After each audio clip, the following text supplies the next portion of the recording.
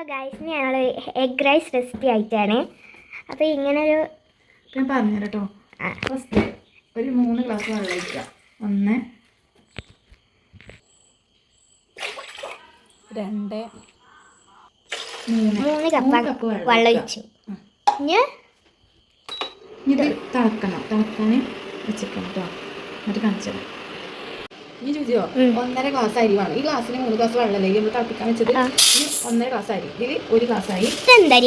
അത് മന്തിയൊക്കെ ഉണ്ടാക്കില്ല നമ്മള്, അതിൻ്റെ ഒരു 1/2 ഗ്ലാസ് കൂടി വേണം. മനസ്സിലായോ? അപ്പോൾ 1.5 ഗ്ലാസ് അരി വേണം. ഇനി അത് തിളക്കുമ്പോഴത്തേന് ഇത് നന്നായിട്ട് കഴിയും കേട്ടോ. ഇനി ചോദിച്ചോ നമുക്ക് കുറച്ച് ഇതൊക്കെ ഇട്ടെടുക്കണം. എന്താ ഇതില്ലേ, ഏലക്കായി, കാരമ്പൂവും പിന്നെ ഈ പട്ടി, ഇതൊക്കെ കുറച്ച് വെള്ളത്തിൽ ഇട്ടെടുക്കുക. തിളക്കാനായിരിക്കും.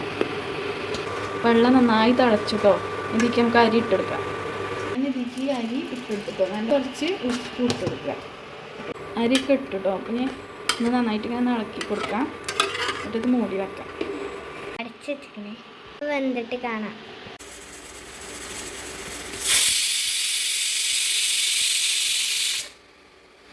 അപ്പോൾ ഇതിലേക്ക് ഒരു 3 മുട്ട എടുത്തിട്ടുണ്ട് കേട്ടോ. ഞാൻ പഠിക്കല്ലേ.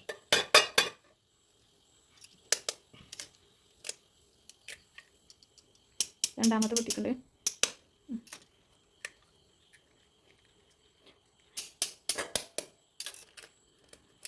മൂന്നാമത്തെ പൊട്ടിച്ചു. നല്ലോണം അത് ഇതാക്കി കൊടുക്കാം. ആക്കി സെറ്റാക്കണം.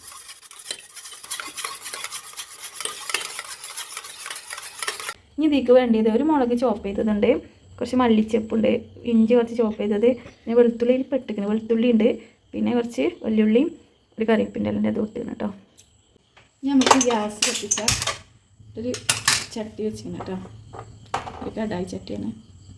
ചട്ടി നന്നായി ചൂടായിട്ടുണ്ട്. ഇനി നമുക്ക് വേണ്ട എണ്ണ പാരട്ടോ. ഞാൻ സൺഫ്ലവർ ഓയിലാണ് വെക്കുന്നത്. സൺഫ്ലവർ ഓയിൽ ഒരു 2-3 സ്പൂൺ വേണം. ഞാനൊരു ഏകദേശം കുറച്ച് ഇട്ടിരിക്കണം. ഇത് എണ്ണ ചൂടായിട്ട് കുറച്ച് കടുക് ഇടാം. കടുക് ഞങ്ങൾക്ക് അധികം ഇഷ്ടമല്ല, യൂട്യൂബിന് തീരെ ഇഷ്ടമല്ല, അതുകൊണ്ട് ഞാൻ കുറച്ച് കടുകൾ ഇടുന്നത്.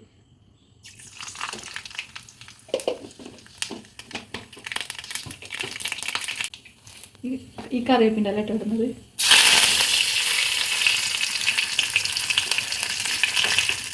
അടുത്ത് ഞാൻ ഇഞ്ചി ചോപ്പ് ചെയ്ത് വെച്ചത്, ഇഞ്ചി, വെളുത്തുള്ളി, പച്ചമുളക്, പിന്നെ സവാള കേട്ടോ, ഒക്കെ ചോപ്പ് ചെയ്തിടണം. ഇത് നല്ലോണം ഇങ്ങനെ വഴറ്റി കൊടുക്കണം കേട്ടോ. അപ്പോൾ ഈ സവാള ഗോൾഡൻ കളറായിട്ടുണ്ട് കേട്ടോ. ഇനി നമുക്ക് ഇതിലേക്ക് വേണമെങ്കിൽ ക്യാരറ്റും ബീൻസും അങ്ങനത്തെ വെജിറ്റബിളൊക്കെ ഇട്ടുകൊടുക്കാം കേട്ടോ, അരിഞ്ഞത്. പക്ഷെ ഞങ്ങൾ ഇടുന്നില്ല, അത് ഞങ്ങൾക്ക് ഇഷ്ടമല്ല, വെജിറ്റബിൾ ഇടുന്നില്ല കേട്ടോ. എന്നിട്ട് അതൊന്ന് ചെറുതായിട്ട് വേകണം. ഇനി ഇതിലോട്ട് 1/2 ടീസ്പൂൺ മുളക് പൊടി ഇട്ടിട്ടുണ്ട് കേട്ടോ. കാശ്മീരി മുളക് പൊടി ആണെങ്കിൽ 1 ടീസ്പൂണൊക്കെ ഇടാം. ഇത് 1/2 ടീസ്പൂണുള്ള ഇട്ടിട്ട് 1/2 ടീസ്പൂൺ മഞ്ഞൾപ്പൊടി ഇട്ടിട്ടുണ്ട്. പിന്നെ ആവശ്യത്തിനുള്ള ഉപ്പ് ഇട്ടെടുക്കാൻ ചോറിലിട്ടതുകൊണ്ട് ഇതിൽ ഞാൻ കുറച്ച് ഇട്ടിട്ടുള്ളൂ കേട്ടോ. ചോറ് വേവിച്ചപ്പോൾ അതിലിട്ടിക്കണേ. പിന്നെ കുറച്ച് മല്ലി ഇല ഇല്ലേ, അത് ഇട്ടെടുക്കുക. ഞാൻ ഇവിടെ ഒരു നടുക്ക് കുഴി ഉണ്ടാക്കുകയാണ്. ഇതിൽ നമുക്ക് ഈ കുഴിക്ക് നമുക്ക് ഈ മുട്ട നമ്മൾ ഇതാക്കി വെച്ചിട്ടില്ലേ, അത് ഒഴിച്ചെടുക്കാം കേട്ടോ. ഇപ്പോൾ തീ കുറച്ച് വെക്കണം. ഇതൊന്ന് മുട്ട ഒന്ന് ചൂടാണ് വരെ നമ്മൾ ഇളക്കാതെ നിൽക്കണം കേട്ടോ. ഇതൊന്ന് കുറച്ചൊന്ന് വെന്തിട്ട് മാത്രമേ ഇളക്കാൻ പാടുള്ളൂ. അപ്പോൾ നടുക്കൊന്ന് നമുക്കൊന്ന് ചെറുതായിട്ടൊന്ന് മിക്സ് ചെയ്യാം കേട്ടോ. കുറച്ച് ചൂടായിട്ടുണ്ട്, ഇങ്ങനെ ചെറുതായിട്ടൊന്ന് മിക്സ് ചെയ്യാം. അപ്പോൾ തീയൊക്കെ ഏറ്റവും സ്ലോ കേട്ടോ.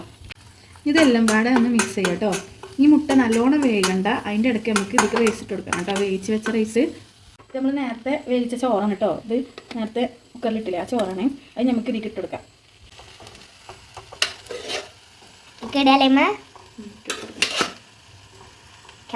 നല്ല ഭംഗിയുണ്ട്.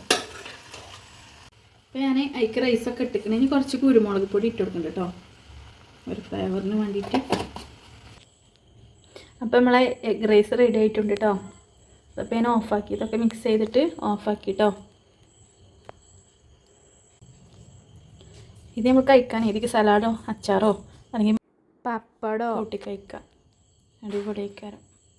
അപ്പം എങ്ങനെ ഇപ്പോൾ ഫുഡൊക്കെ റെഡിയായി. ഇനി ഇത് കഴിക്കട്ടെ കേട്ടോ. ജൂജി ഫസ്റ്റ് കഴിക്കണേ. എന്നിട്ട് എന്താ ടേസ്റ്റ് എന്താണെന്ന് പറഞ്ഞോളൂ. ജൂജി ഒന്ന് കഴിച്ചേക്കാം. ഇങ്ങനെയുണ്ട്. അപ്പോൾ വീഡിയോ എത്ര ഉള്ളൂ കേട്ടോ. അടിപൊളി.